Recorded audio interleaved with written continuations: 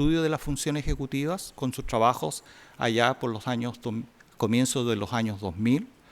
Y tres grandes aportes que ha hecho la ciencia ha sido, primero, describir cómo la corteza prefrontal se asocia con el desarrollo de las funciones ejecutivas y cómo éstas se pueden modelar a través de intervenciones, especialmente en el área de la educación. Su otro trabajo corresponde a, ¿no es cierto?, sus trabajos con niños y niñas con ¿cómo se llama estas? Las PFQ, que en los niños con este síndrome de fenylketonuria, y cómo el desbalance de tirosina y fenilalanina produce dos daños cognitivos en estos niños. De hecho, sus trabajos permitieron diseñar actualmente todas las guías médicas para el tratamiento de la fenylketonuria. Y tercero, sus trabajos con los niños y niñas con déficit atencional y funciones ejecutivas.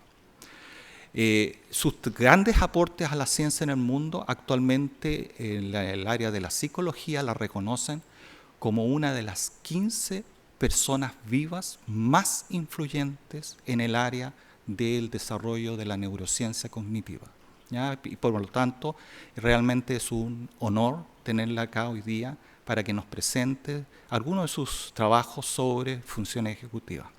Now I want to change to English to introduce Adele Diamond, Dr. Adele Diamond. Doctor, it's a great pleasure to have here and share your knowledge with our teachers. Thank you very much. Hello, everyone. I need to explain that there was a little miscommunication, and I thought that today was a discussion. So I did not prepare a talk for today. So I have the rough draft of the talk I'm to give on the 22nd at Pontifica Catholic University. So you'll see as I progress in the talk, there'll be redundant slides that I'll have to fast forward and it'll look a little less professional, so I apologize.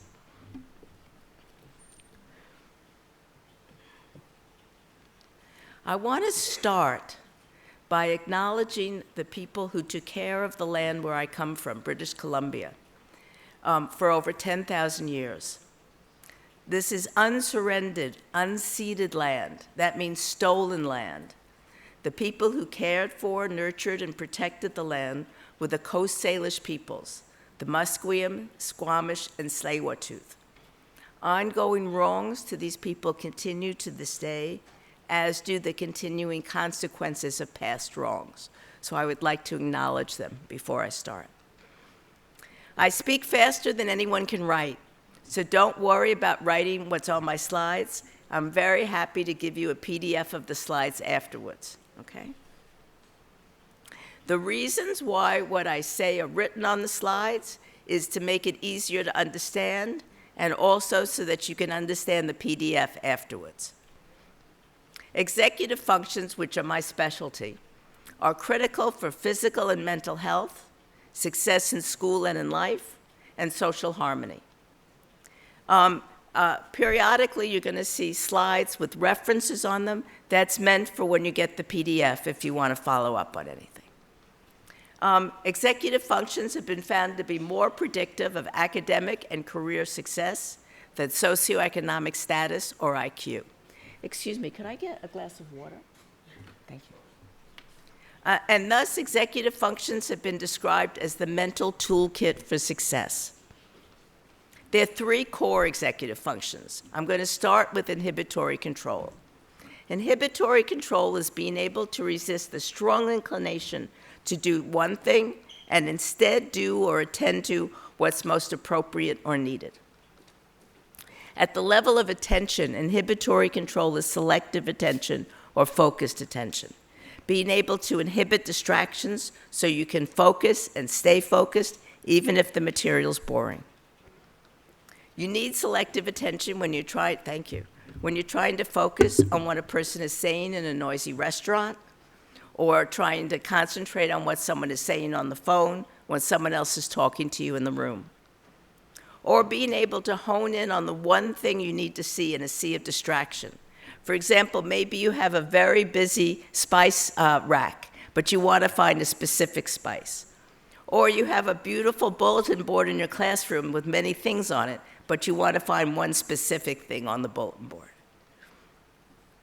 Inhibitory control at the level of attention to what you're holding in mind is cognitive inhibition or cognitive interference control. Examples of that are inhibiting distracting thoughts, like worries, thoughts about the past, or what you need to do next, or inhibiting mind wandering or daydreaming when you need to focus on a task. To really listen to another person, staying fully in the present moment, giving that person your full, undivided attention, requires cognitive inhibition. You need to set aside your own worries and preoccupations, thinking about what you need to do next, trying to anticipate where that person's thought might be going, or even if you're sufficiently in tune with the person. Inhibitory control at the level of behavior is self-control or response inhibition, resisting temptations, not acting impulsively, thinking before you speak or act. Inhibitory control enables us to exercise choice and discipline and the self-control to avoid being impulsive, rash, or reacting without thinking, paying attention and staying focused. Like resisting looking at your cell phone when you're in class or I'm giving a lecture. So much of children's lives revolve around demands on self-control. Wait your turn. Don't grab another child's toy. Don't eat sweets before dinner. Don't cross when the light turns red. Don't blurt out the first thing that comes to mind. Other examples of when self-control are needed include taking only what you need, not interrupting someone who's speaking, resisting hurting someone just because that person hurt you. Our first reaction often, when our feelings get hurt, is to react and hurt the person who hurt us. But you don't want to get in the cycle of tit for tat. You need self-control not to do that. And resisting acting in the heat of the moment. Maybe you dashed off a really angry email message, but you have the self-control not to press send right away. It's tempting to jump to a quick conclusion about why someone did or said something. But we need to exercise self-control, patience, and humility. We might be wrong. People have assumed that if children knew what they should do, they would do it. And if they didn't, they were intentionally misbehaving. But between knowing and implementing, another step long ignored is often needed. When there's a strong competing response, that response needs to be inhibited. A child may not be able to do that. A child may know what he or she should do and want to do that and still not be able to act accordingly. Self-control saves us from putting our foot in our mouth or making a social faux pas. Think of all the trouble you'd get in if you told your boss what you really thought of him or her, grabbed whatever you wanted without asking or paying, or did other socially inappropriate or hurtful things.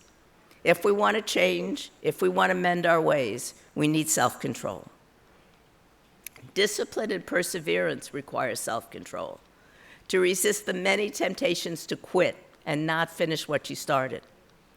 Evidence indicates that discipline accounts for over twice as much variation in final grades as does IQ. Helping children develop rudimentary self-control and scaffolding that opens up possibilities for the best education. Children can work on their own or in pairs or small groups without constant supervision and without chaos because they have self-control. Teachers can give each child individual attention, observing, seeing what a child needs for him or her to progress. Each child can work on what most interests that child. All the children can work at their own pace, some progressing faster on this, others progressing faster on that. There's no problem of children in the same class working at different levels if the children have enough self-control to be able to work on their own. And the teacher can give each child individualized instruction. Children with better inhibitory control, that is, children who are more persistent, less impulsive, and had better attention regulation, as adults 30 years later have better health, higher incomes and better jobs, fewer run-ins with the law, and a better quality of life than their peers who as young children had worse inhibitory control. That's controlling for almost everything under the sun. And it's based on a study of 1,000 children bought in the same city in the same year, followed for 32 years with a 96% retention rate. I wish I did the study. Working memory is the second core executive function. It's holding information in mind and working or playing with it. Short-term memory is just holding information in mind. Working memory is holding information in mind and working with it. So you might be familiar with the Wechsler intelligence test.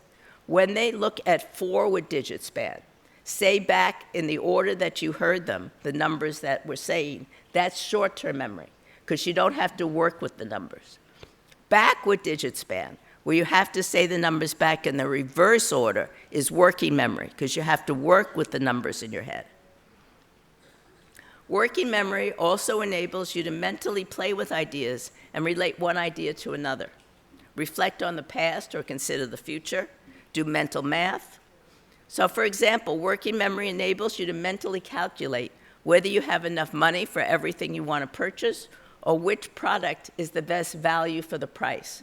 So this young girl wants to buy milk, and there's several different milk products on the shelf, and she wants to know which is the best value for her money.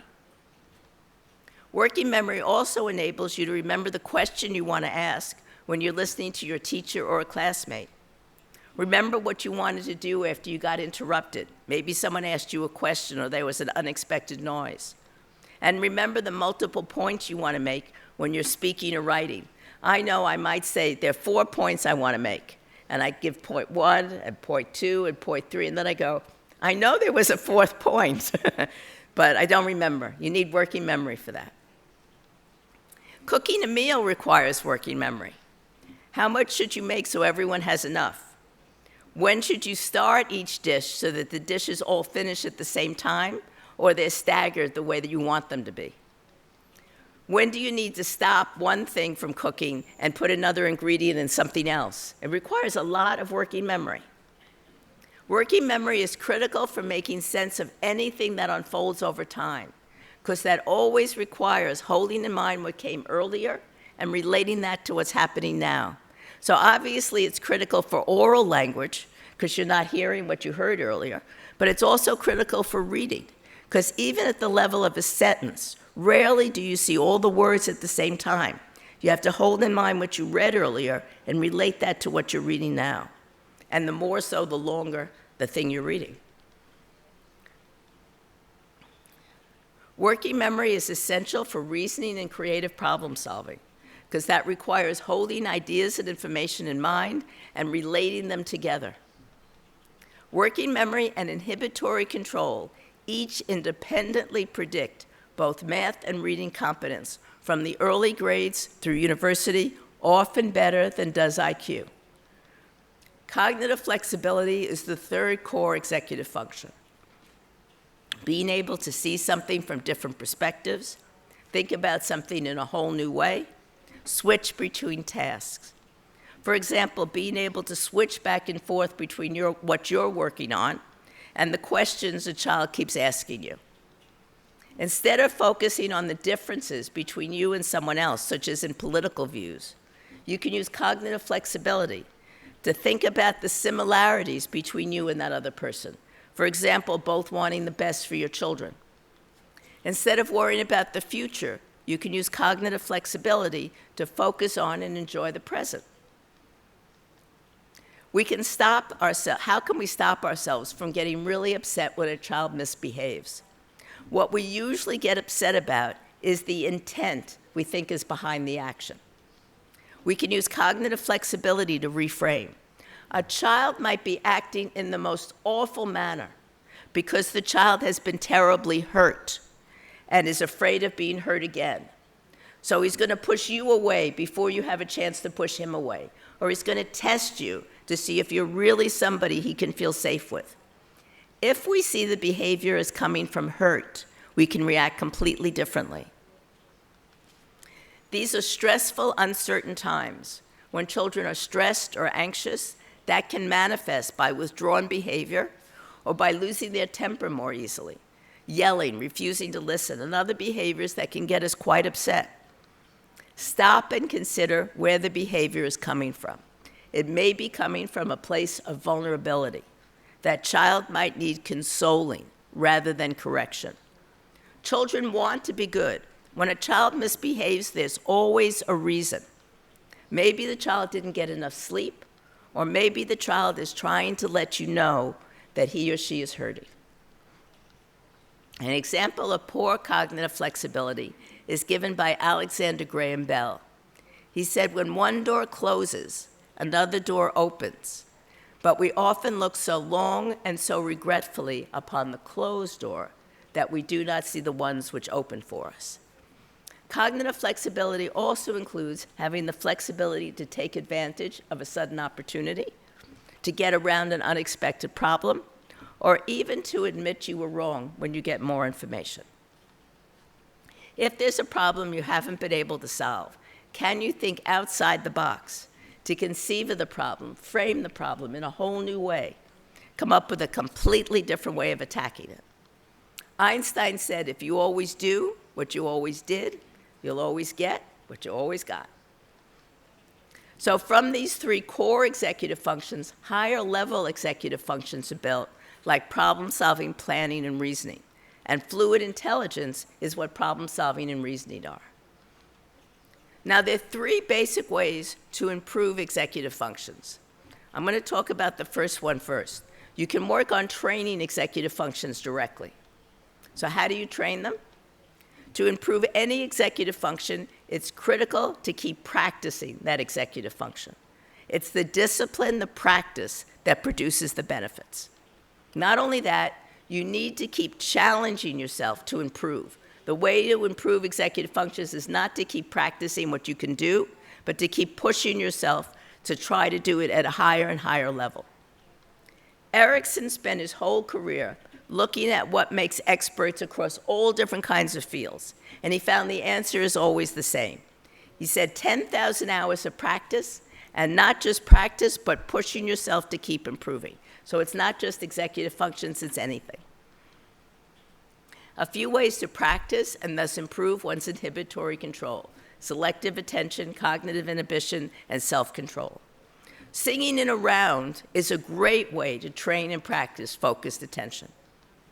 Walking on a log is another way to challenge focused attention. Or racing with an egg in a spoon, balancing something on your head when you move. An easier version for young children, like preschoolers, is to just walk on a line on the ground. For them to walk on the line is as challenging as for you and I to walk on a balance beam. It requires careful, focused attention. And when they get good at it, you can make it harder, have something on their head that they have to balance. Or you can have everyone hold a bell. And you can, all of you go to walk in a line on the ground. You can follow the most dysregulated child in the classroom. The idea is that nobody should make a sound with their bell. It's actually a walking meditation exercise, but you don't tell them we're doing walking meditation. You tell them we're playing a game. Just 15 minutes of practicing balance exercises, only 3 days a week for 12 weeks, improves not only balance, but executive functions, as you can see on this one classic test of executive functions. And these are some of the references. Children can learn to concentrate and pay close attention to what they're doing just by helping with ordinary household chores like food preparation. This requires careful, focused attention on their part. They really have to concentrate. Similarly, I'm a fan of crafts. They require and train attention and concentration.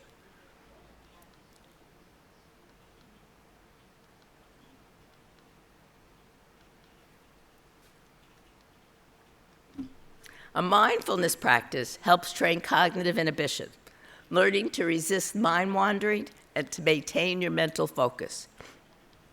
And it does it in a compassionate way. Just notice that your mind has wandered and bring it back without judging or berating yourself.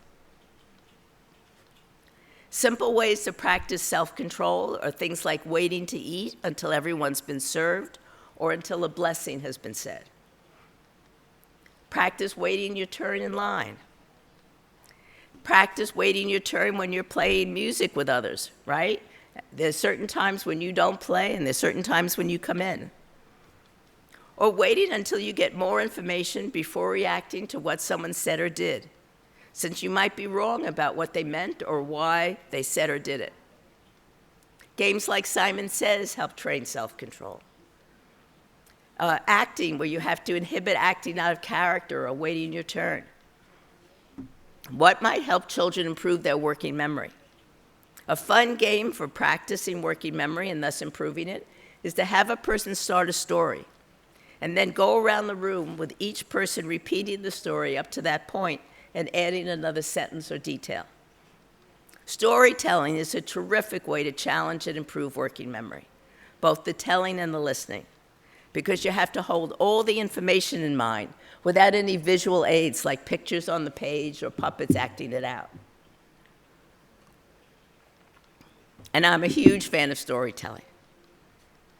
Storytelling requires and invites your rapt attention for extended periods, sustained, focused attention, and working memory to hold all the information in mind, everything that's happened before, the different characters' identities, and relating the story details from earlier to what you're learning now, without any visual aids. So a researcher randomly assigned children in kindergarten and grade 1 to storytelling or story reading. So for storytelling, what he did is the teacher would look at the book, but try to maintain as much eye contact as possible with the children and never turn the book around. So the children didn't get to see the beautiful pictures on the page. For story reading, the teacher did what she normally does. She's looking down at the book when she's reading, and after each page, she turns it around so the children can see the pretty pictures. And what the researcher found, it's not working. Not advancing. I don't know what happened.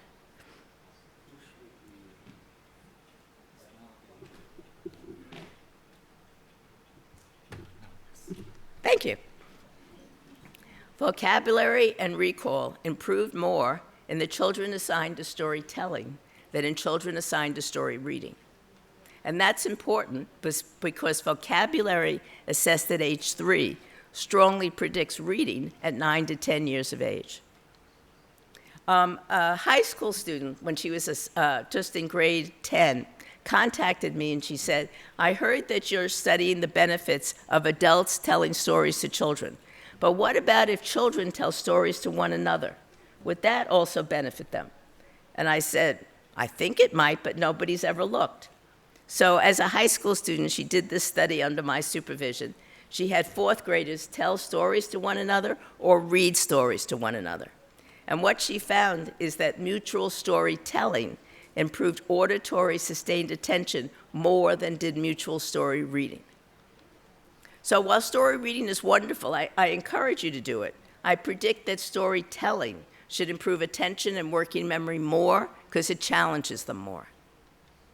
Doing mental math problems is another excellent way to practice working memory, such as calculating bowling scores, especially when there's strikes and spares, or calculating whether you have enough money on hand for everything you want to buy.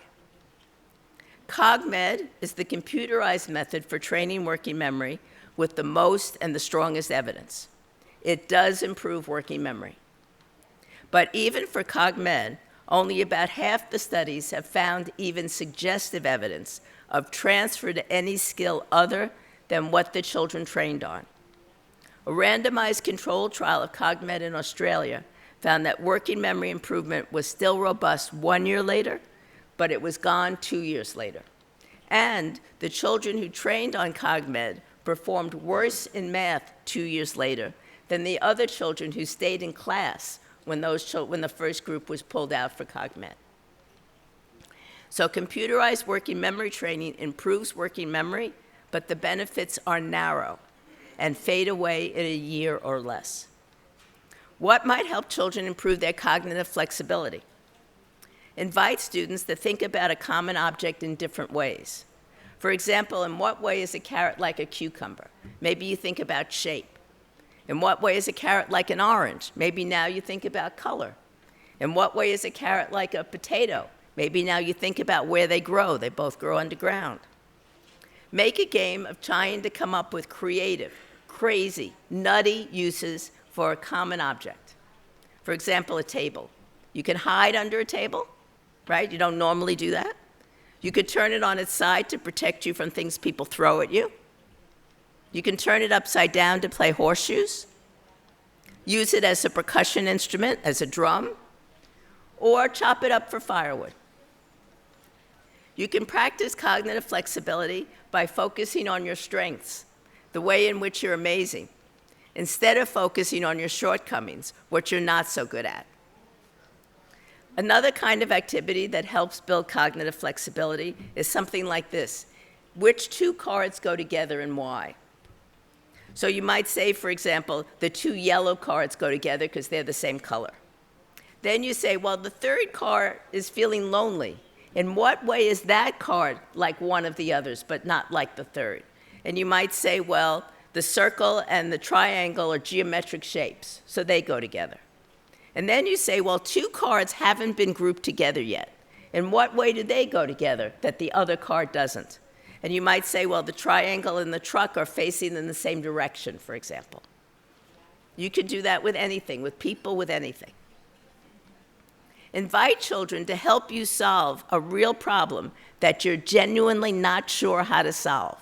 That challenge their cognitive flexibility, and it gives them great pride and self-confidence. Invite them to think outside the box to come up with creative solutions. They'll love the challenge, and they'll feel great pride in helping an adult and being asked to contribute. And this can make your life a little easier. You don't have to come up with all the solutions yourself. The children often come up with really great answers. Setting aside a time to work on executive functions is less effective than working on them as part and parcel of everything you do all day long. Working on executive functions doesn't have to be another activity that you try to cram into the school day. You can work on executive functions as part of teaching any subject. For example, as I mentioned, doing mental math is an excellent way to practice working memory. Thinking of the different ways to solve a math problem is an excellent way to practice cognitive flexibility. For practicing all three core executive functions, for young children, a great way is social pretend play, right? Let's say you're playing cops and robbers. You have to remember what role you picked and what role your friends picked, right? Because if you're planning the robbery, you don't want to accidentally tell the cop. That would ruin the whole thing. You have to remember. You have to inhibit acting out of character. So if you're playing a family scenario and you picked you're the child, you can't all of a sudden get up and drive the family car. You have to stay in character. And your friends might be taking that scenario in ways you never expected. So in real time, you have to flexibly adjust to where that scenario is going. It trains all three executive functions in the course of play. Critical executive function skills can all be taught and practiced through the arts, through sports, including football, activities in the great outdoors, taking care of an animal, woodworking, and more. Each of these activities requires cognitive flexibility, perseverance, focused attention, planning, creative problem solving, all of the executive functions. An activity students love that challenges executive functions will improve their executive functions more than the class the students find boring. And also, many students are not so verbally good, but they're good at other things. So if you include other things in the curriculum, like physical activity in the arts, it gives other students a chance to shine and build their self-confidence. This is what it says here, that many so-called special needs students are really good at these activities, and so it can be a wonderful opportunity for them to shine. The distinction between academic and enrichment activities is arbitrary. And I just said this, an activity the students love will be better. For executive function skills or anything else, people improve on the skills they practice, and that transfers to very similar contexts where those same skills are needed. But people only improve on what they practice, and improvement does not transfer to other skills. Transfer is narrow. That means if you want executive functions to generalize from an arts or sports activity to academic or work activities, you need to make very clear that what they did in the arts or sports also applies to academics. You need to draw very explicit analogies for your students. Don't assume that since it's obvious to you how a skill used in music applies to science, that it'll be obvious to your students. You need to make it very clear to them. The second way to help executive functions is to scaffold them. Scaffolds enable people to function at a higher level than they would otherwise be able to do, and to practice skills they would otherwise not be able to practice. So here's an example of scaffolding. They're walking on a log high above a stream, and the dad is holding on to the daughter. The daughter is walking across the log, but dad is scaffolding her. He's helping her physically do it, and he's giving her emotional support. So she's doing the walking, but he's scaffolding it. He's making it easier for her. Young children have very immature attentional control. They can easily get distracted. Now, kindergarten and first grade teachers love to make their classrooms look beautiful by decorating the walls with lots of lovely posters and pictures. The problem is that it turns out that decorating the walls makes it harder for young children to concentrate on their schoolwork. They get distracted. Anna Fisher and her colleagues showed that young children are better able to pay attention and learn more when the walls are more bare. It doesn't mean the classroom needs to be unattractive. It should just have less distraction. Having barer walls scaffolds or aids young children's ability to pay attention.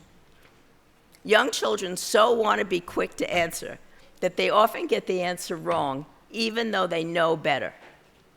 To help them, we can scaffold their emerging inhibitory control by finding something, anything, that causes them to delay responding for just a few moments. So years ago, I developed a test called day-night. When you see a black card with a moon and stars, you're supposed to say day. And when you see a white card with a sun, you're supposed to say night. So we practice with the children. We make sure they understand what they're supposed to do, and they all start out performing correctly. But then after some trials, many students make mistakes. But I noticed that whenever a child took their time, they got it right. And those children who continued to take their time the whole time got them all right. So I said, no problem, we just have to have them take their time. But you say, take your time or wait, it doesn't compute. It doesn't mean a thing. So what we did is after we showed the card, we sang a little ditty to the child. We said, think about the answer, don't tell me. You might think that talking to them would interfere with their figuring out the answer, but no. If you don't do that, they're at chance. If you do that, they're at about 90% correct. And there's a video where you can see this. In the PATHS program, they have this very good strategy. They tell the children when you get really upset at another child, don't hit the other child. Instead, do what a turtle does and get in your shell. Hold yourself really tightly and take a deep breath. That's brilliant, because it doesn't say when you get really upset at another child, wait, because waiting is not going to compute. They give the child something alternative to do, and the alternative happens to be something that calms you down, holding yourself tightly and taking a deep breath. It's brilliant. An example of how to scaffold children's fragile working memory is this is an example from a program called Tools of the Mind. They tell all the 4 or 5-year-olds in the room to each get a picture book, get in a pair with another child, and take turns telling the story that goes with the pictures in your book. Well, all the children are all excited to tell their story, and nobody wants to be the listener.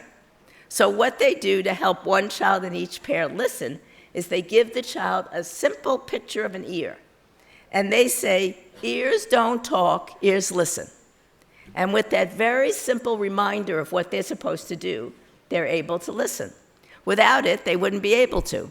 And after a few months, they don't need it anymore because they've internalized it. Scaffolds, such as simple line drawings of an ear, enable children to practice skills they would not otherwise be able to practice. Okay, now the third way to improve executive functions. In my opinion, there's been too much focus on what activity to have children do to improve their executive functions, and too little focus on a child's state of mind, social and emotional needs. Executive functions depend on prefrontal cortex and the other brain regions with which it's interconnected. Prefrontal cortex occupies a huge percentage of the human brain, a whopping 30% of our cerebral cortex.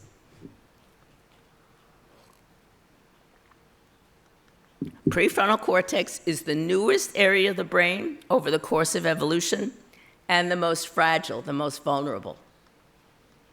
If you're sad or stressed, lonely, or not physically fit, prefrontal cortex and executive functions are the first to suffer, and they suffer the most. So if you're hurting emotionally, feel alone, feel stressed, or sleep deprived, your prefrontal cortex can't work properly, and you're not going to show the executive functions of which you're capable. Folks spend a lot of money trying to improve executive functions by using computerized cognitive training. But the best way to improve executive functions is to believe in yourself and your ability to improve your executive functions, relax, reduce the stress in your life and how stressed you feel about it, and increase the joy in your life. The bedrock, the starting point for everything, is establishing a caring relationship and building a caring relationship in the classroom, caring community in the classroom. Many people think this is inefficient, wasting precious time.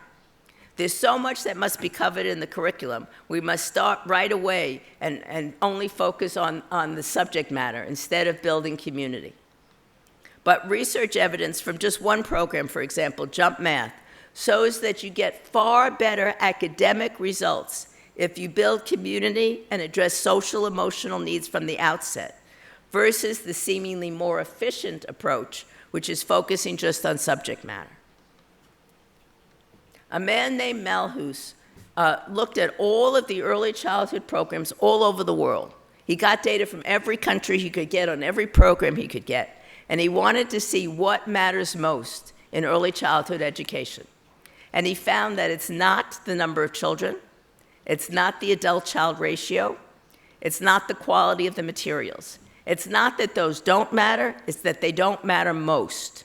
What matters most is the relationship between the adults and the children. If the children feel cared about, the outcomes are the best.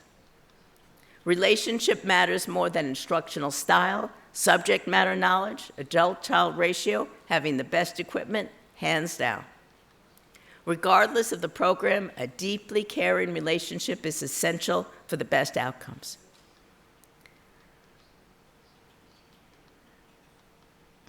We all need to feel heard, seen, really seen, and valued for who we truly are. Everybody needs that. Preschoolers, adults, everyone. Together with a graduate student, Daphne Ling, we did the largest, most comprehensive review of all the different methods tried to improve executive function and at all the different ages. So these are some of the methods we looked at. And what we found is results for promising school programs were better than computerized and non-computerized cognitive training. This shows the four different columns are the 4 different metrics we looked at, and on all those 4 different metrics, the promising school programs look better than any kind of computerized or non-computerized cognitive training. All school programs found to improve executive functions not only train and challenge diverse executive function skills, but they also address social and emotional needs and have less stress in their classrooms. The human interaction in school programs, the caring, the listening and responding, the noticing body language or facial expression, noticing when a child isn't getting something, cannot be duplicated by technology. Stress impacts prefrontal cortex and executive function sooner and more severely than any other brain region. Stress can cause anyone to look as if that person has an executive function impairment, like ADHD, when that's not the case. The person is simply stressed. You may have noticed that when you're stressed, you can't think as clearly or exercise as good self-control. When I'm stressed, I reach for the chocolate. For example, a study found that when people are more stressed, they're 37% more likely to show poorer working memory and poorer problem solving, and that chronic stress can lead to a loss of gray matter in prefrontal cortex. Here are some of the neurobiological reasons for why that's true. Dopamine is an important neurotransmitter in prefrontal and other brain regions. One unusual property of the dopamine system in prefrontal is that even mild stress increases the level of dopamine in prefrontal. So this graph, the darker bars, show the increase in dopamine under mild stress. And you can see it spikes only in prefrontal cortex, even though all the regions listed here have dopamine, and some of those regions have much more dopamine than prefrontal. But you only see the effect of mild stress on dopamine in prefrontal itself. The optimum level of dopamine prefrontal is an intermediate level. Too much is as bad as too little. And stress pushes you to have more dopamine in prefrontal. Also, stress disrupts the functional communication between prefrontal cortex and other brain regions. A few weeks of stress in preparation for a major exam disrupts the communication between prefrontal cortex and other regions of the brain, and it impairs executive functions. When the stress is over, the communication comes back. For persons exposed to particularly intense or prolonged stress growing up, however, the functional communication between prefrontal and the amygdala stays disrupted, even into adulthood. The amygdala is the brain region that sends out alarm signals whenever there's any sign of danger in the environment, whenever there's any risk that you might be harmed. So, for example, whenever you see an angry or fearful face. Now, when there's really no danger, prefrontal cortex sends a message to the amygdala that it can stop firing because there's no real danger. So when prefrontal activation goes up, amygdala activation goes down. However, for adults who as children experienced great stress, prefrontal is unable to effectively communicate and thus calm down the amygdala. The functional communication is not working. Although they recruit prefrontal for managing threatening cues, their amygdala activity is not correspondingly reduced. So the blue line here shows what I just said to you before. When prefrontal activity goes up, amygdala activity goes down. And that's true for most of us. But for people who experienced really severe stress when they were growing up, prefrontal activity is increasing, but so is the amygdala activity. The message from prefrontal is not getting through to the amygdala. The anatomical connection is there, but it's not functioning. The person stays in an anxious, hypervigilant state, constantly on the alert for possible danger, easily and overly panicked, immobilized by things that provoke anxiety. Adults who report a history of childhood trauma show significantly greater emotional reactivity to daily life stress. Early life stress can cause accelerated telomere shortening. The telomeres are the protective tips on the end of your chromosomes. You can think of them like the plastic tips on your shoelaces. The plastic tips keep your shoelaces from fraying, and telomeres keep your chromosomes from fraying. A cell dies when a telomere gets too short, or if it doesn't die, it malfunctions, so you get something like cancer or a tumor, okay? And here you can see that children exposed to 2 or more adverse events when they were young, by 5 years of age, have shorter telomeres. And by 10 years of age, the difference is even bigger, and now you see the effect of only 1 adverse event when they were young. But parental sensitivity and warmth can completely override the effect of early adversity on telomere length. So if you look at the 2 bars on the left, the short bar is what I told you, that children exposed to adverse events growing up have shorter telomeres. The darker, higher bar, on the right. The darker, higher bar on the right is the children who've been exposed to just as many and just as bad adverse events, but they lucked out in having parents who were empathetic and responsive. And I don't think, this is the study, I love the study. I don't think it has to come from a child's parent or even a relative. I think a child's teacher can provide this role. I just wanted to mention, because whenever I talk about this, people say, well, they experienced stress when they were younger. Does that mean their telomeres are shorter and everything? It doesn't have to be that way. All of us have an enzyme in our bodies called telomerase. Telomerase can rescue and regrow telomeres. So just because your telomeres are short now, they don't necessarily have to be short later. But telomerase cannot work when you're stressed. Prefrontal cortex is more dependent than most brain regions on a gene called COMT, or COMT. Thus, variations in the COMT gene disproportionately affect prefrontal cortex. A common variation or polymorphism of the COMT gene consists of a simple substitution of one amino acid, methionine or MET, for another amino acid, valine or VAL, at one location on the gene. The MET variant of the COMT gene is associated with having more dopamine in prefrontal. And it's usually associated with having better prefrontal cortex function and better executive function. Now, remember, mild stress increases the level of dopamine in prefrontal. If the METs are usually showing better executive functions, then they probably have a dopamine level that's near optimum. So you would expect that stress, even mild stress, might push them past the optimum point and might impair their executive functions. The VALs are clearing dopamine more slowly, so they are more quickly, so they have less dopamine in prefrontal to begin with.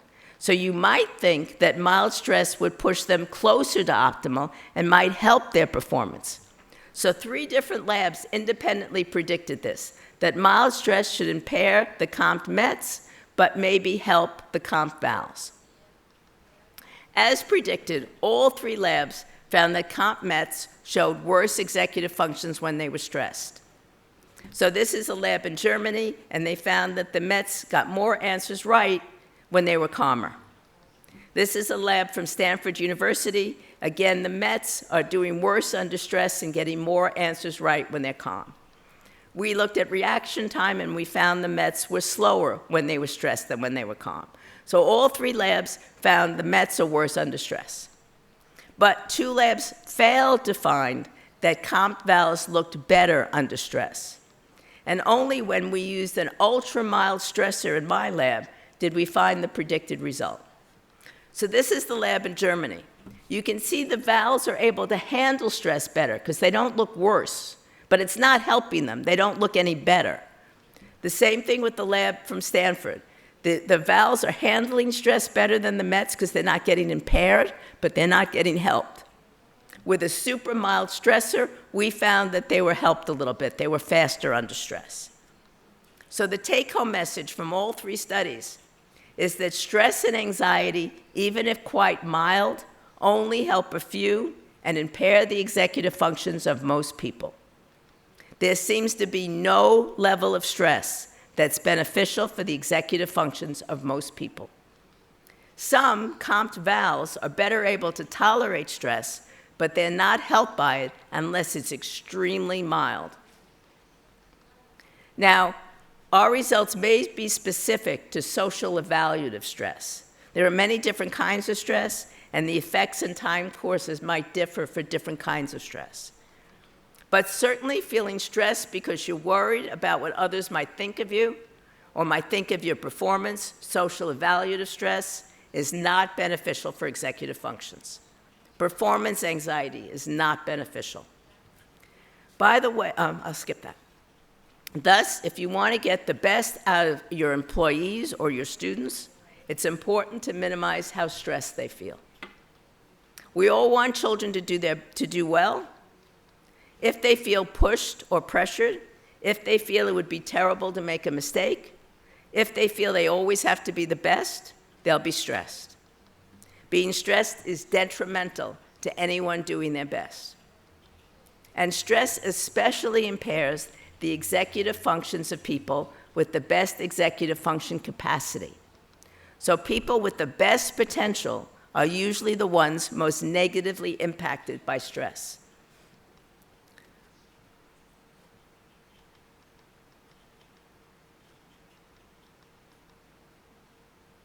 For example, a person who looks pretty distracted, unable to think clearly or problem solve well because stressed, might be the one with the greatest potential to be a star if only that stress can be lessened or removed. Research shows that some children who look worst when in an unsupportive, stressful environment are exactly those who blossom the most when the right fit of circumstances can be found. It's not that they look behind so they have the most room to improve, it's that they look better than anyone in that right environment.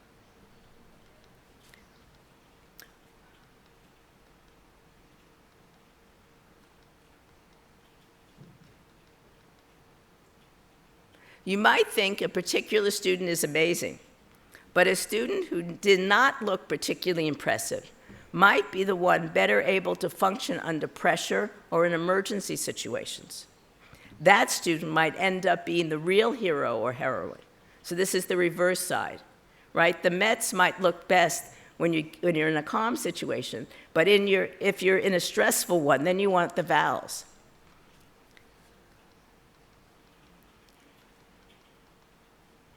There's a difference between the excitement and exhilaration of being challenged and the anxiety of feeling stressed. The fact that executive functions are so important for success and happiness in life, and that stress impairs executive functions, intersects with issues of social justice, because societal wrongs like inequality, racism, and discrimination create stress. Joy and the challenge of pushing one's limits are better motivators than fear or anxiety. Joy is not the opposite of serious. There's no reason why learning can't be joyful, and when it is, there's no clear distinction between work and play. Are these young people working or playing? What about these budding musicians? Are they working or playing? Research shows we learn more and get more done when we're happy. The most heavily researched predictor of creativity in social psychology is mood. And the most robust finding is that a happy mood leads to greater creativity, specifically in the sense of better cognitive flexibility. For example, when you're happier, you're more willing to consider alternatives and to see relations among things that would not normally be grouped together.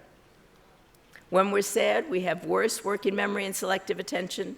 When we're happy, we have better working memory and selective attention.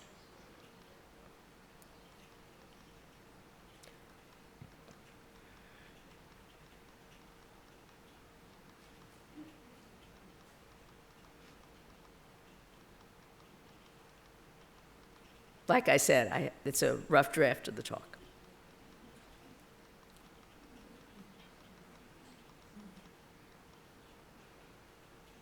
While it may seem logical, if you want to improve academic outcomes, you should start with and concentrate on academic studies. Not everything that seems logical is correct.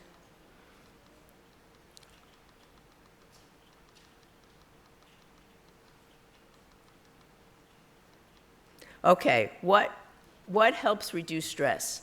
Knowing what to expect reduces stress.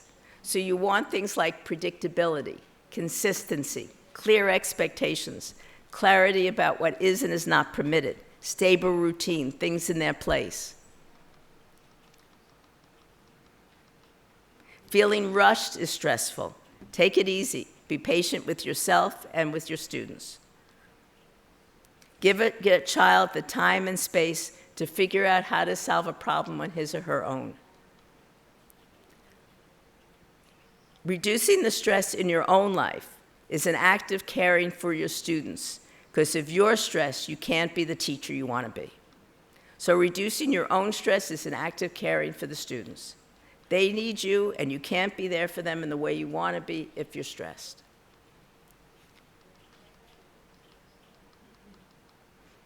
You're not perfect. You're going to make mistakes, I'm sorry. But you don't have to be perfect to be amazing. Imperfect is not the same as worthless, so don't be so hard on yourself when you make a mistake. Pets reduce stress. The presence of a dog in the classroom, whether you're looking at preschool or university, reduces stress and helps students pay better attention and learn better. And the same thing is found for people at work. Being out in nature relieves stress and improves executive functions. One study found that children with ADHD concentrated better after a walk in the park. Indeed, effect sizes were so impressive that the authors suggested that doses of nature might serve as a safe and inexpensive way to manage ADHD symptoms. Another study found that a walk in a nature reserve reduced stress, increased positive feelings, and improved performance on an attention test. Exercise reduces stress. Exercise in almost any form can act as a stress reliever. Mindfulness reduces stress. Movement-based mindfulness reduces stress.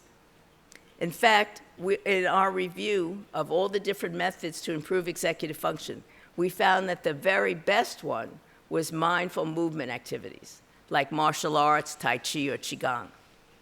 A major source of stress in many children's lives is feeling that they're not smart enough. Children need to believe in themselves. They need to believe they can and will succeed. And they need to feel there are people who care about them, believe in them, and will be there for them. There are three routes to children believing in themselves. One is to see that you believe in them and that you expect them to succeed. Just one person believing in you, believing in your potential, can make all the difference. Erik Erikson considered hope the earliest and most indispensable psychological strength. Hope is a socially supported vision. It's hard to hold on to it if there's no one else who shares that vision with you. Parents, teachers, and others need to make it absolutely clear that they share that vision and hold on to it.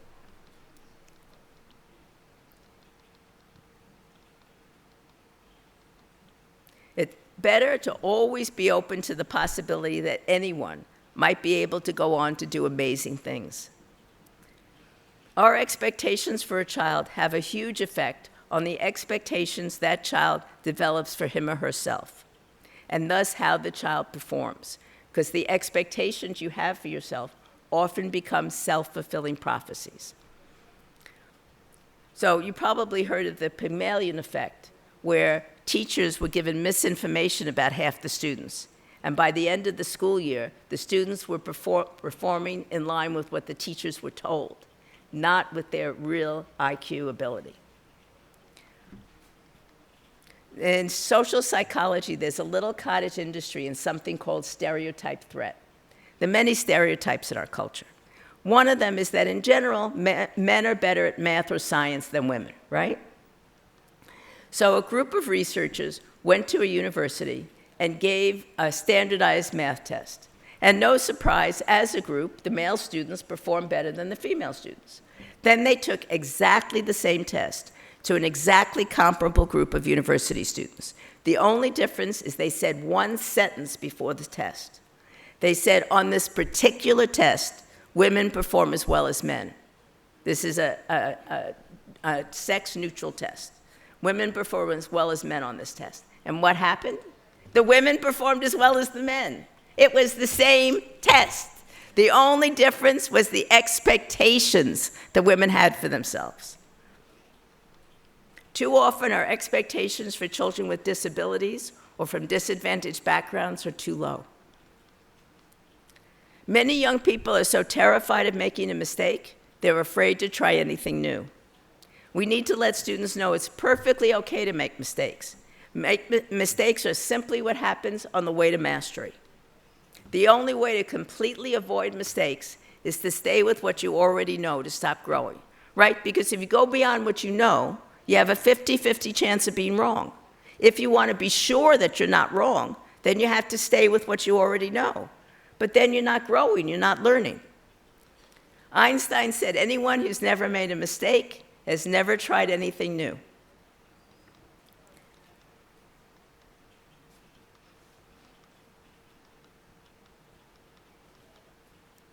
Samuel Proctor Macy said, "You haven't failed until you've tried for the last time, and you haven't lost until you quit."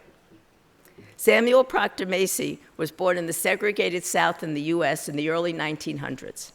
You know he encountered a lot of discrimination, setbacks, and failures. Yet he rose to become one of the most decorated chemists of the 20th century.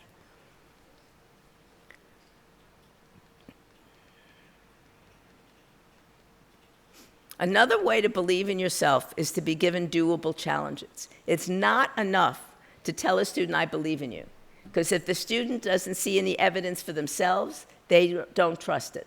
They don't say, they need to see for themselves that they're capable. People need opportunities to do things that enable them to see for themselves that they're capable. Pride, self-confidence, and joy come from seeing yourself succeed at something that you know was difficult. Even in the youngest infants, that's true. Children need opportunities to solve problems themselves, so don't intervene too early to help out. Don't try to do everything for a child. Don't overprotect. An adolescent said to adults, "When I ask you to listen and you start trying to solve my problems, I feel underestimated and disempowered. When I ask you to listen and you start telling me what I need to do, I feel offended. But when you accept the way I feel, then I don't need to spend time and energy trying to defend myself or convince you, and I can focus on figuring out why I feel the way I do and what to do about it. And when I do that, I don't need advice, just support, trust, and encouragement. Please remember that what you think are irrational feelings always makes sense if you take the time to listen and understand me." The third way for children to believe in themselves is to be given an important responsibility. This study is called the Coca-Cola study because Coca-Cola funded it. It was done in Atlanta, Georgia. There was a school where there were several fifth-grade boys who were terrible readers and terrible behavior problems. They were a real headache for the school. But the head of the school called the boys into his office at the beginning of the school year, and he said, "I have a very important responsibility for you boys. This is very serious. I want you boys to tutor the second graders who are struggling in reading." He couldn't ask them to tutor the third graders because they didn't read so much better than them, but they could tutor the second graders. Well, the boys took this very seriously, and in very short order, all the behavior problems disappeared.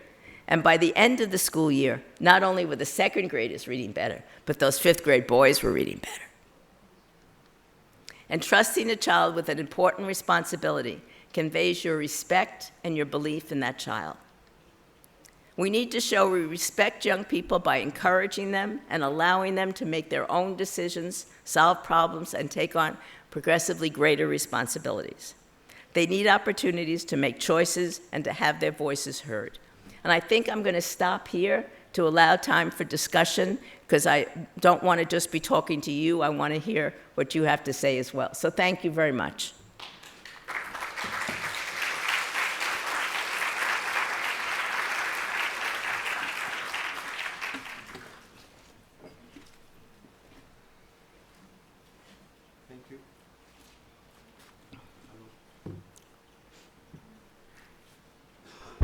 Ahí sí.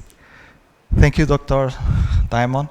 Si alguno de ustedes quiere hacer una pregunta, la pueden hacer en español o en inglés. Si es en español, la puedo traducir yo directamente al inglés.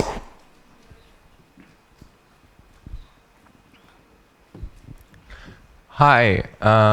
At the beginning, you were talking about different activities to improve executive function. And all the examples were done with children. Lovely. I started to wonder, are all of these executive function activities, could they apply to social reinsertion with criminals? Yes. Yes? Yes. They're different activities? What other information is there? Often, mindful activities, mindful movement works really well. The arts work really well. Crafts work really well. Anything that challenges executive function and the person enjoys doing will often help improve executive functions. And also, of course, you're believing in the person, and the person's ability to improve and get better is critical for that. But it's absolutely possible with any person at any age.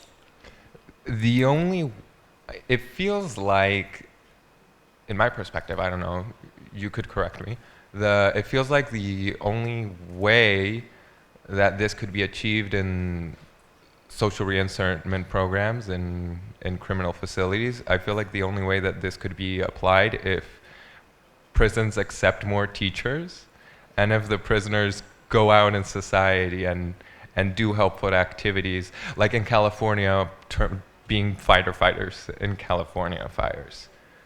So are those the only options? Is it? It doesn't have to be teachers, but it needs to be somebody who can train them. There's an organization called Naroga in the Bay Area in California that uses mindful movement. It's called dynamic mindfulness with people who are incarcerated. There are lots of programs where it can be any activity, and it can be in the prison or outside the prison. They need to feel like what they're doing is important, is respected. It requires that they concentrate and pay close attention and creatively problem solve, and that it's something that they enjoy doing. There's a program somewhere in Asia, I can't remember, where they had incredible success in the prison where they introduced a dance program. And the prisoners became fantastic dancers. They actually gave international competitions and got awards. And it can be any activity. It can be woodworking. It can be training dogs. There are lots of programs now that have prisoners train service dogs to work with people who need dogs outside of prison. And that's been shown to be incredibly successful. There's another program in the Southwest in the US that has prisoners train horses. It can be anything. Lovely. So, and in this process of training, even past 25 years old, the frontal cortex can still develop and change? You can improve executive function even in 80 and 90-year-olds.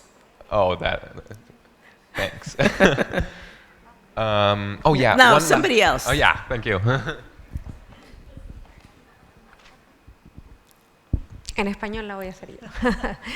Hay muchos estudios de que hablan de que la posibilidad de transferir los beneficios de la función ejecutiva de una actividad a otra, por ejemplo, si las entrenamos con juegos de mesa, ajedrez, etcétera, poder transferirlo a otras áreas es complejo. Los alumnos se vuelven expertos a veces en ajedrez, pero no necesariamente eso les ayuda a reprimir las interferencias en otras áreas. Pero está la discusión también ahí. Entonces me gustaría saber cuál es tu opinión y qué es lo que dicen los estudios respecto a esa posibilidad. She's talking about the transfer from one area to another in executive function, for instance, learning chess to make sport, for instance. What you experience about transfer, learning executive function from one area to another one? Like I said, normally it needs to be bootstrapped. It needs to be scaffolded. You need to help the person see how what they did in chess is relevant to something else, because often they don't see it themselves. So you say, you know how you saw a different way to solve that? That was cognitive flexibility. You can find different ways to solve things over here or over there and give examples. You know how you had to hold in mind all the moves ahead of time so that you're thinking about where it's going? That's working memory. You can use that in this or that, and here's a way you could do it. You need to help them. You need to be explicit. There was a woman over there. Okay. Microphone? Habla tú que tienes el micrófono. De ahí lo cambia.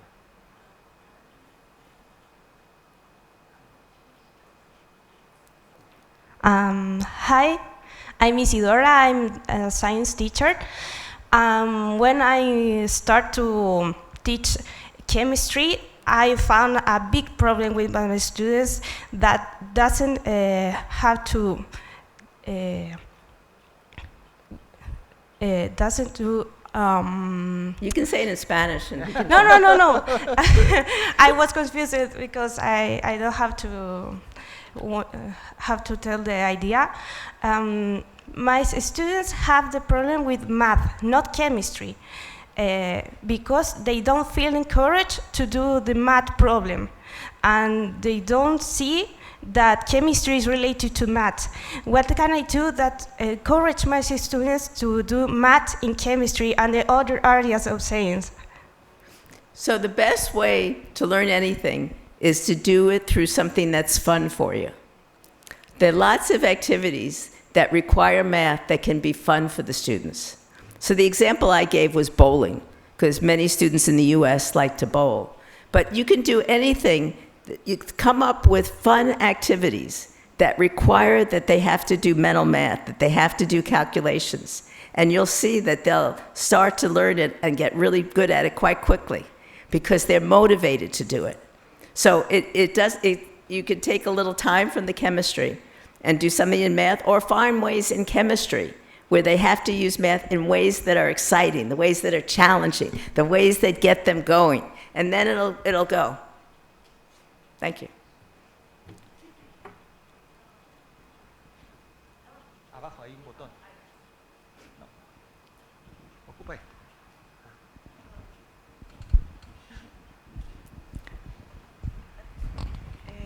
Well, I have a question on autism because people with autism need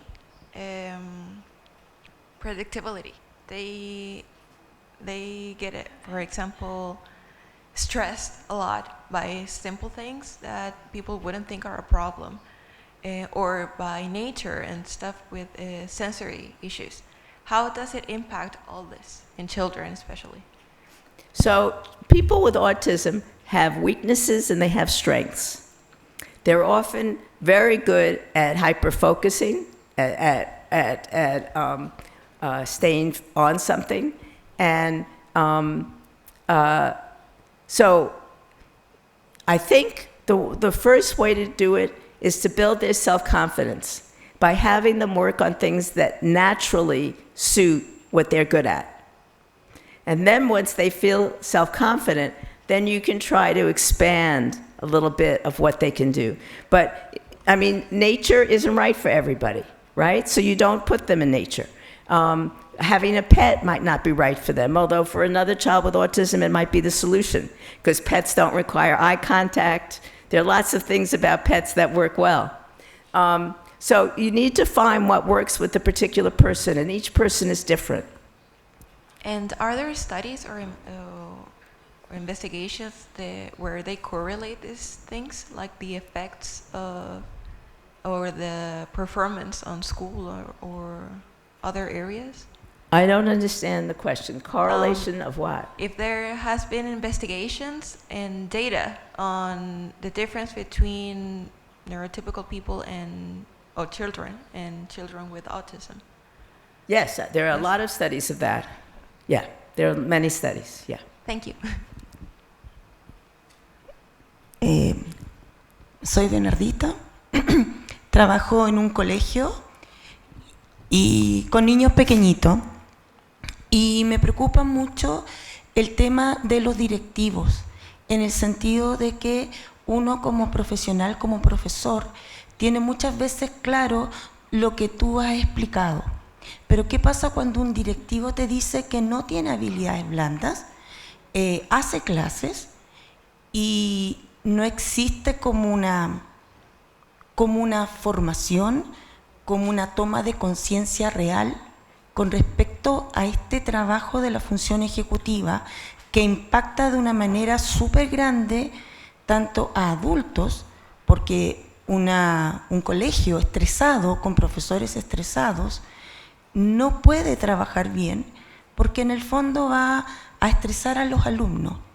Y eso es algo que he vivido y me preocupa mucho, porque yo tampoco sé, y esta es otra parte, qué se hace en la universidad con respecto a este tema tan importante, porque tú lo dices ahí, para que se tome una conciencia real y se aplique, o sea, lo incorpores a tu vida como algo importante.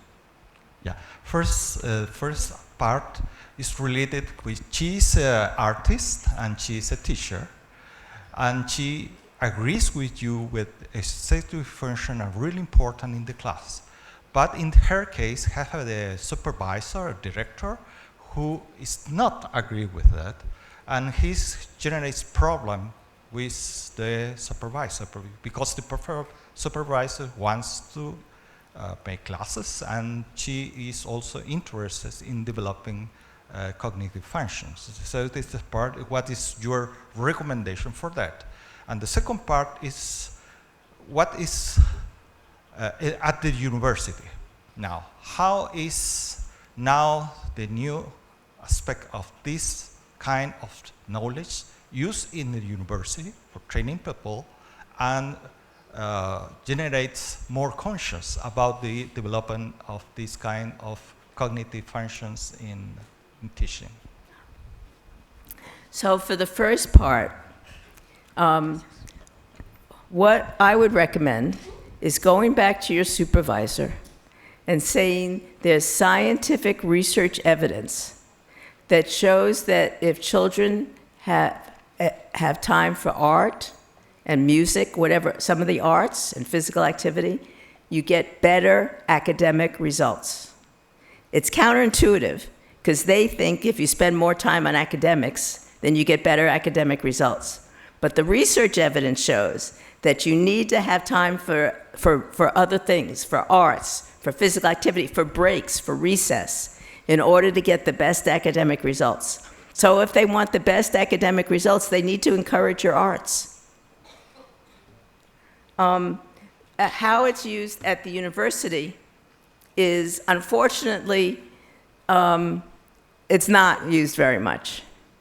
So, for example, research shows that it's always detrimental to embarrass somebody. Embarrassing somebody only makes the person feel bad and never helps them learn better. But still, in schools at all levels, we embarrass children. We say, you know, that wasn't right, you need to study more or something else. I've said that toddlers fall on the way to walking. A young child is going to fall maybe 4 or 5 times on a given day when they're learning to walk. That's normal, right? It would never occur to us to say to that toddler, you get a D in walking today. We would never say that to a young child. What we say is, don't worry, I'm sure you're going to be able to do this. How different would that be if at all levels of schooling we said that to the students? Don't worry, I'm sure you're going to be able to do this. And we together are going to figure out a way to make that happen. Maybe this way of presenting the material didn't connect with you, but maybe some other way will, because I know you're going to be able to do this. But it's not happening enough right now. Aló. Hola, mi nombre es Tamara. Trabajo en una escuela especial y son niños vulnerables, ¿ya?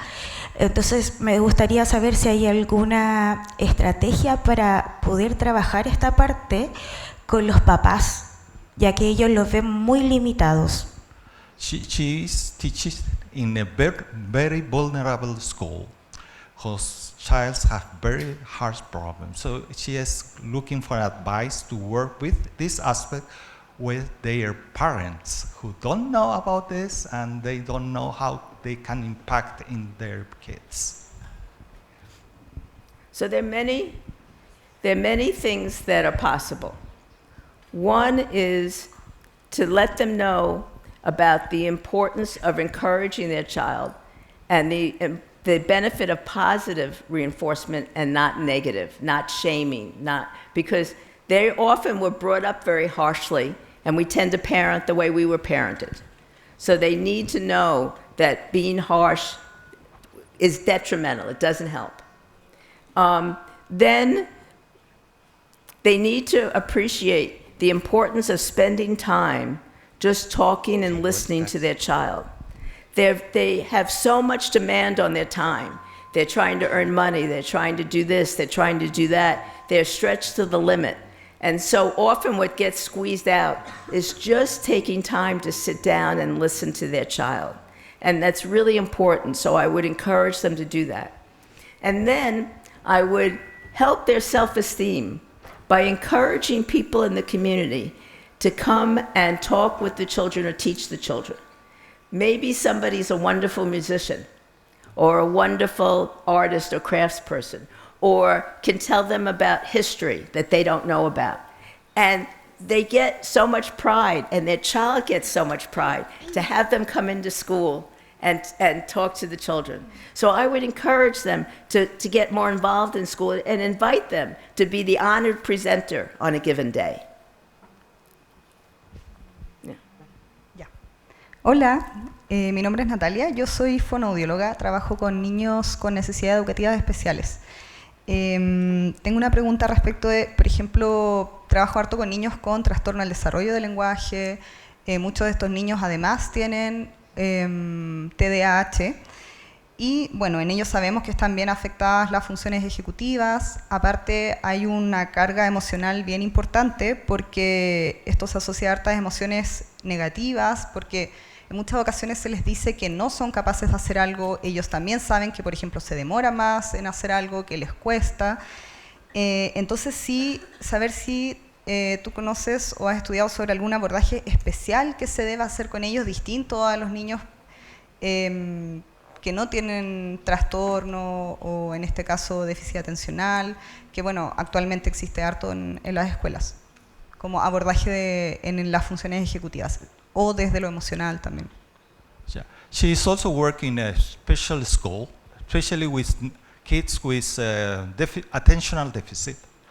And these kids have not only problems with learning, but also problems with the emotional aspects, because they was told that they unable to do things, they are incapable to do those things, so are also stresses.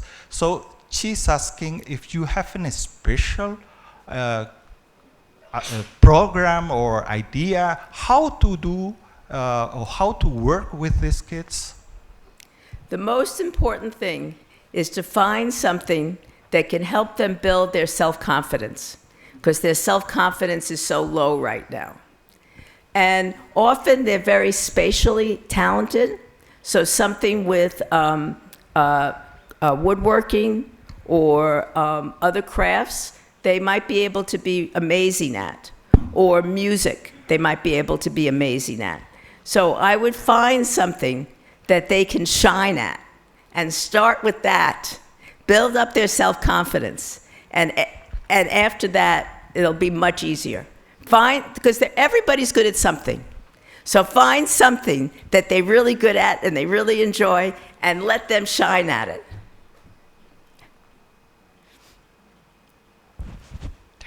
Hola, mi nombre es Ingrid y bueno, tengo un gran conflicto. Trabajo con estudiantes de un nivel socioeconómico y social muy deprivado, y veo que a diario y constantemente el desafío constante es cómo podemos enseñar a los estudiantes que hoy en este Chile nacen con el celular en la mano. Entonces, para tranquilizar a los niños, los padres pasan el celular para que el estudiante, o sea, para que el niño se quede en casa o no salga, le pasa celular, y cuando llegan al colegio, 4 o 5 años, muchos niños no hablan, primero. Segundo, a partir de la neurociencia tenemos que trabajar mucho la visibilización del pensamiento, la rutina, etc. ¿Cómo no trato de buscar respuestas de cómo podríamos hacer algo efectivo en los procesos que sean compatibles entre la pantalla y la realidad de aprender? She works with also kids with very low social status, and she's told me that almost these kids born with a cell phone in the hand because the parents use the cell phone as a tranquilizer. So when they came to the school 4 or 5 years, they attached to the cell phone so great. They don't have, even some of them don't talk. So what do you recommend to develop these skills in those kids? I would try to take their cell phones away. I would try to put them in a closet during the class. They won't like it, but I would try it and try to have class, at least in the beginning, be things that they can enjoy doing so it doesn't feel so onerous, and do it baby steps. So maybe you take it away for an hour at the beginning, not the whole day. But it needs to be taken away because it's only detrimental. Yeah.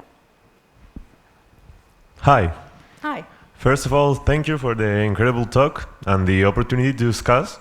What really caught my eye is that you talked about stress and its effect on executive functions. And as a sportsman, I thought about sports and what really makes the difference between high-performing athletes and the ones that keeping the almost high-performing. And it's usually their ability to perform in high-pressure situations. So my question is there stress involved in his relationship with stress and pressure? How do we relate those concepts and how do we train that? So a lot of the high-performance athletes are doing mindfulness exercises.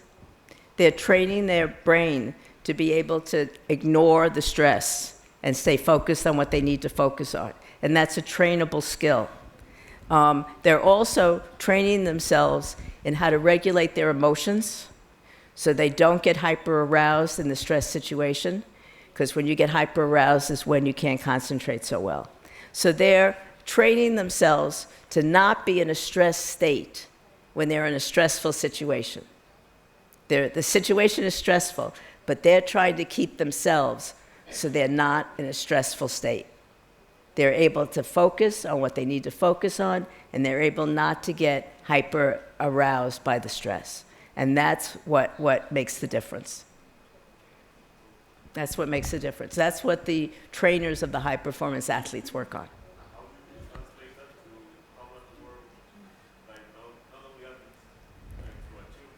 Same thing, mindfulness exercises. Walking on the line for preschoolers is a mindfulness exercise. It's not appropriate to have little kids sit and concentrate on their breath, but it's appropriate to have them do movement exercises that are mindfulness activities. You could do yoga exercises. There are all kinds of different mindfulness activities they can do. And the mindfulness, part of mindfulness, no matter what you're doing, is cognitive inhibition. To focus on what you need to focus on and ignore the distractors. So you work on it by little bits. And maybe they can only do it for 10 seconds in the beginning. And then maybe a minute. And then you keep going until they can do it for longer and longer. But this works with anybody at any age, at any level.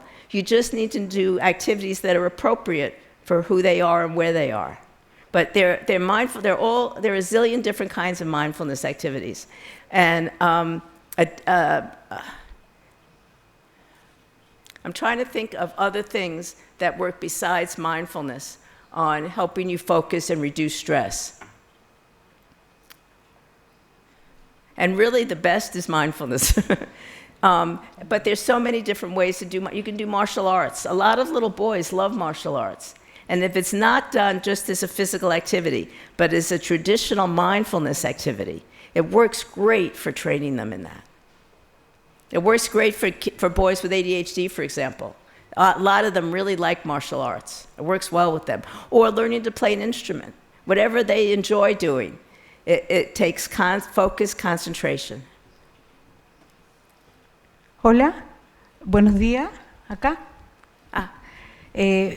Primero agradecer por este momento y Y también decirle a mis colegas, que me imagino la mayoría está trabajando en educación, y a instarlos o incitarlos a que esto sí, corroborar lo que usted está relatando. Mediante estudios que tengo de diplomado y magíster, apliqué la función ejecutiva con cursos pequeños, primero y segundo, que es mi fuerte, y nadie me acompañó en el colegio, se resistieron los profesores, porque siempre es más fácil hacer o seguir haciendo lo mismo. Atreverse a trabajar la función ejecutiva son maravillosas, de verdad, creo que no hay nada mejor que esto. ¿Por qué? Porque yo lo hice durante, y disculpen la autorreferencia, pero creo que hay que compartir las experiencias. Y 2 años la apliqué con mi curso como tutora, en donde en primero básico aplicamos trabajo de puro material concreto elaborado por esta persona, en donde sacrifiqué mucho tiempo y dinero, porque nadie más me quiso ayudar en el colegio, porque no lo veían como algo tan relevante. En el segundo año, que fue el año pasado que los dejé, trabajamos con juegos ya, porque ya estaban un poco más regulados. Pero resultó maravilloso. Yo quiero decirle a todos ustedes que háganlo con cosas simples, súper simples. No necesitamos mucho dinero, pero sí rigurosidad, constancia. Y es la ventaja de los tutores, de los que estamos la mayoría del día con nuestros niños. Los profesores diferenciales que entran parte del día y los profesores de asignatura no sé si tendrán este privilegio, pero sí se puede, con cosas simples, muy simples, como un Canva, como un juego con un globo, y trabajar las 3 funciones ejecutivas nucleares. Entonces yo quiero motivarlos a seguir. Yo estoy a puertas de jubilar y sigo preparándome, porque creo que uno puede hacer cosas mejores por estos niños. Casi todos nuestros alumnos vienen de un espacio vulnerado, y la primera infancia es relevante para la arquitectura cerebral. Entonces, si no hacemos esto ahora, que es este desarrollo de la función ejecutiva, las vamos desarrollando y potenciando, vamos a seguir teniendo niños desregulados emocionalmente. Entonces, si las trabajamos a través del juego, la gamificación y simplemente con cosas en la clase, haciendo pausa activa, de verdad que incluso mi curso de las pruebas estandarizadas fue el mejor y yo me sentía muy orgullosa, discúlpenme, pero yo decía, aquí está, valió la pena. Y ahora voy a pasar al curso a hacer niños adolescentes, porque mi especialidad es ciencia. Entonces voy a practicarlo ahora con ellos, porque están en otra etapa del desarrollo que también es importante, porque hay podas. Entonces yo quiero motivarlos a todos que hagan de cosas simples, y ojalá que hagamos alguna red aquí como para poder compartir material que ni se imaginan lo simple que puede ser, pero significativo. Así que muchas gracias por esta oportunidad. Thank you. Before you translate, I remembered a couple of things I wanted to say in answer to previous questions, so I'd like to do that first. With the young man over here who asked the question about the performance athletes, one thing you can do is just have people take 3 deep breaths. At the beginning of class, before an exam, they find at any age, if you take 3 deep breaths before an exam, you tend to do better on the exam. If you take 3 deep breaths before a faculty meeting, you often have a more productive and more civil faculty meeting. Just taking 3 deep breaths and different ways to help you wait before you do something, like to wait till everybody's been served so you eat, to practice being able to not rush, to take your time. And in terms of the children in the poorer communities, often what gives us the most joy is making other people happy. And there's a man named David Yeager who's done many studies where it's a very short intervention. It's just 30 minutes. The first 10 minutes, the children are told that either in the experimental condition, they're told that they'll do better in school if they realize that what they learn in school will help their families and their communities. So they should work hard in school so that they can help their families and their communities. And then the next 10 minutes, they have a peer talk about how stuff that child learned in school helped the child help their community or their family. And the last 10 minutes, the child is to think about how what they might learn in school they might be able to use to help their family or community. The control condition is to do the same things, but to think about how it might help them to be more successful and get a better career or make more money, okay? And he's done this in poor communities and other communities. And what he finds is that when they have the mindset that they're doing this to help others, to help their communities, they're less likely to drop out of school, they're more likely to get higher grades. And what they did is they had the teachers assign them an incredibly boring assignment, and they're much more likely to stay working at it if they have the mindset that what they're doing in school is for the benefit of their community or their families than if it's for themselves. So that's another thing to think about, to help them think about how what they're doing in school is relevant to helping their families who need their help so much, or helping to do anything. Maybe it's to make the school better, the community, something they care about. Okay, now the question. My working memory is not that good, but I was trying to summarize what she said. First of all, she wants to thank you for your talk, because she now, and he is recommending that all teachers try to train executive function. So her experience is that she works with primary school, first grade and second grade. In the first grade, they are art manuals, and the second grade gamifications to teach something. And when she started, she was alone, and nobody followed her. But 2-year experience, her kids performance better in standardized tests. So that's work. And she encouraged that all teachers train executive function in his activities during standard schools activities. So that's she was, and she's very grateful for your. Yes. In fact, they've shown that when teachers have to teach for a test, for the standardized test, they get worse long-term outcomes in their students than if they're training thinking skills like executive function. But teachers in the US, for example, are pressured to have to train content, memorize content for the stupid tests. And it makes for worse learning for the students than doing things like you're doing, which is training thinking skills.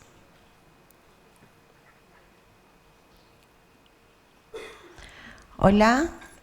Soy Victoria Allende, soy profesora de educación diferencial, trabajo en un programa de integración, una escuela regular, y bueno, no sé cómo será, no conozco cómo es el sistema en otros países, pero en Chile nosotras estamos de cierta manera condicionadas a tener 5 estudiantes con necesidades educativas de tipo transitorio y 2 estudiantes con necesidades de tipo permanentes, y que esos estudiantes obviamente reciben una subvención ministerial. La mayor cantidad de diagnósticos que tenemos son de estudiantes con déficit atencional. En el último año de formación profesional me llamó potentemente la atención que se hablara de que el déficit atencional era una necesidad educativa de tipo transitoria. Eso quiere decir que ese estudiante máximo puede estar 2 años inserto en el programa de integración y que luego de eso se supone que teniendo la intervención correspondiente podría ser egresado. Cuando llego a trabajar al primer colegio que trabajé, me di cuenta que tenía colegas que tenían déficit atencional. Por lo tanto, era una situación en la cual yo reafirmaba mi forma de ver de que el déficit atencional debería ser una necesidad educativa de tipo permanente. Hace pocas semanas salió un artículo en donde el ministro de Educación de Chile habla sobre lo mismo y habla sobre, ¿cierto?, las dificultades que se generan en la vida adulta cuando las personas todavía mantienen el déficit atencional. Me imagino yo que se trata de un asunto de políticas públicas ministeriales como para poder abordar estos temas. Sin embargo, creo que en las escuelas todavía estamos a años luz de poder dar las intervenciones que corresponden. Porque la principal indicación es que a nosotros se nos dice, oye, si está molestando mucho en la sala, si no deja hacer la clase, si interrumpe normalmente y no deja que los otros aprendan, entonces mándalo al neurólogo y que le dé pastillas, medicamentos. Entonces, mi pregunta da, ¿en todas partes ocurre esto? ¿O netamente en Chile es que tenemos estas limitancias y la falta de intervención correcta con los estudiantes con déficit atencional? Gracias. Well, first, she works in a regular school, but she's telling that in Chile there is a special program that in every class, regular class, should be accepted children with problems of learning. For instance, she say there are 5 kids in the classroom who have transitory learning problems and 2 kids with permanent learning problems. So when she was studying, at the end of her career, they told the attentional deficit is a transient learning problem. But her surprise is she goes to the first school to work, there are teachers who have attentional deficit. So she's wondering why in the Chilean government the attentional deficit is a transient deficit program, even then it's scientifically demonstrated this is a permanent problem. So she's asking, is this kind of trouble is the same in Canada or in other words, or they are treated a different way? Well, the traditional thinking about ADHD was that it was a disorder of childhood, and you didn't see it in adults. And then gradually they've realized that you see it more and more continuing into adulthood, and sometimes you see it only appearing in adulthood. Often people with the inattentive type of ADHD are not bothering anybody, so they're not picked up until much later. We now recognize that ADHD does continue for many people into adulthood, although not all. Some people do grow out of it. And many people are very successful entrepreneurs who have ADHD because they have secretaries who can handle the details, and they're doing the creative stuff. And ADHD people can be very creative. In fact, one of the problems with the medication for ADHD is that while it helps you focus and stay focused, it impairs your ability to be creative. Because a lot of the creativeness comes from the booming, buzzing confusion in the head. You're seeing things in different ways than other people, making new connections.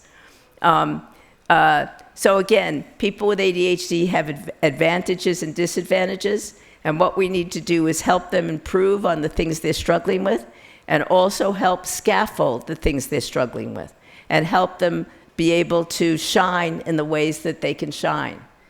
But we recognize now that it continues for many people into adulthood, but not all. Yeah. And for some people, it will look like ADHD when it's stress. So many adults will look like they have ADHD when they don't. They're just dealing with a lot of stress.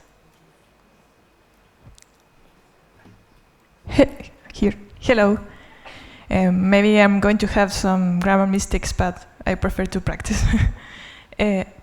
Initially, you showed us that executive function was related to success, and that we can improve our executive functions. But I know that there is a genetic component on this. So I wonder if is there like a magic number that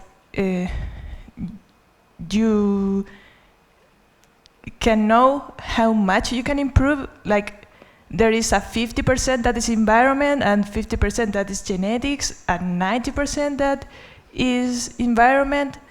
Like there is a study on that?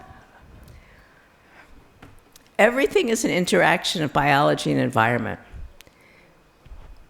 But we know that executive functions can be improved. It depends on the interaction of the program and the person, how good a fit it is, and how well it works for the person, how well it helps. It's hard to predict beforehand how much somebody might be able to achieve. Often we're wrong. We don't know. We don't know the limits of what somebody can do, but I think many people could contribute more and do better than they're doing now if the right fit of circumstances could be made for those people, for most people. Because, for example, many of us are stressed, and stress is impairing how well we can do. A study talking about children from disadvantaged neighborhoods, 2 different labs did these studies independently. They were looking at selective attention. And they found that when they did the test, the performance test of selective attention, the poor kids were doing as well as the wealthier kids. Performance was the same. But when they looked at the brain, the children in the poor neighborhoods were not screening out the distractors. Their brain waves were reacting just as much to what they were supposed to be ignoring to what they were supposed to be focusing on. And I think that says that if you're living in a poor, high-crime area, you cannot afford to ignore the distractors, because those distractions might be life-threatening. So their brains are working twice as hard to give equal performance. Just think of how much those poor kids might be able to achieve if they didn't have to do this dual task, if they didn't have to be concentrating on the distractors and on what they're focusing on. So in a lot of cases, we don't know how much people are capable of because the environment is hiding it. Thank you. Thank you. Thank you, everybody. Oh, last one. Last one. No, it's okay. It's okay. Very short. What would you say the role of boredom is in the development of... Because when kids get bored, they often get very upset, and upset gets sort of mixed with stress. So what would you say the relationship between boredom, stress, and the executive function? Great question. I think where boredom comes in is that joy is so important, and you're not feeling joy when you're bored. So I think the reason boredom isn't so great for executive function is because you need to be joyful, you need to feel challenged, you need to feel involved, you need to feel energized. And too often school is boring. Too often our lessons are boring. And there's no reason why it needs to be. We can connect anything we're teaching to kids' lives. We can have them have a say in any lesson. And research shows that they have even a tiny say in a lesson, like which topic you do first. Then they do better. They're more involved. You get better performance. There's no reason why school has to be as boring as it is. Thank you, everybody. Thank you very much, Adele, to be here and answer the questions of the teachers. Thank you very much. Y gracias a todos ustedes por haber venido y haber escuchado a Adela. Muchas gracias.